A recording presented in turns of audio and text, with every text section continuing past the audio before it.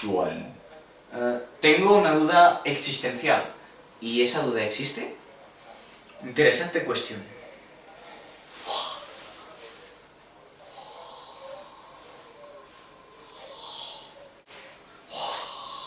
Verás, Watson, yo voy en manga corta. ¿Y tú? En pantalón corto. Ya, pero yo llevo una camiseta de manga larga. Y tú llevas unos pantalones largos. Elemental.